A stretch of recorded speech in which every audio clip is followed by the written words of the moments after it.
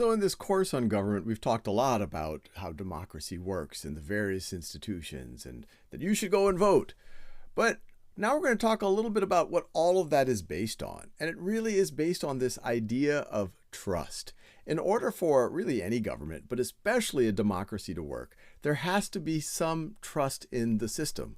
For example, if you don't trust that other people are paying their taxes or that the government is going to enforce the taxes, that if you try to fudge it a little bit, that they're not going to audit you, maybe you don't pay your taxes. Or maybe other people don't pay their taxes, and then the government has no money to do the different services.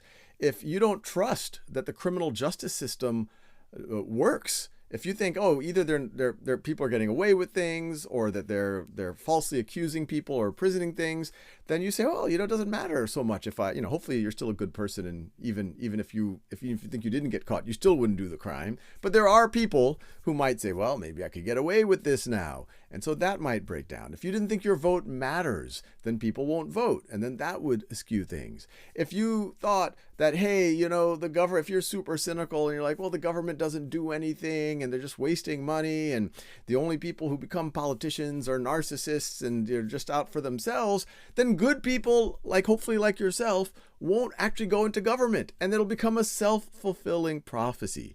So it's important that there's some level of trust. Now, trust is a two-way street. There are reasons to be cynical. We see them every day. I get cynical sometimes too.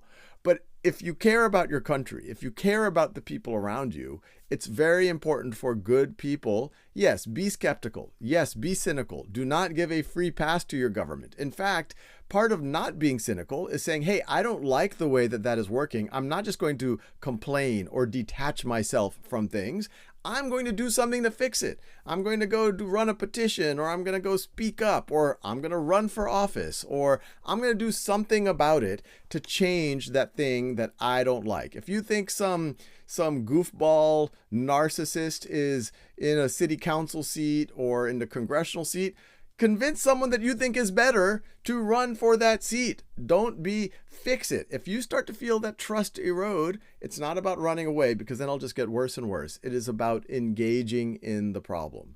So there's a two-way street, because there are definitely societies that in time that trust did break down. And it did become more lawless. People did stop paying taxes. Corruption is rampant. If you talk to, corruption, there's probably a little bit of corruption everywhere, unfortunately. But there's places in the world that are far more corrupt than where many of us live. And if you talk to people, good people in those societies, they have become very cynical. They've lost trust, or sometimes they feel the need to participate in that corruption, which once again, when quote good people say, well, yeah, I kind of have to bribe that policeman in order to get blah, blah, blah. Otherwise, then it all breaks down.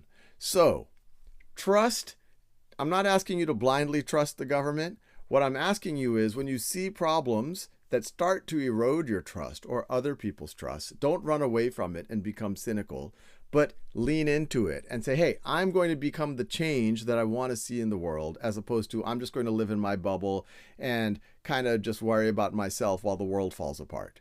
So if you sense that, take action.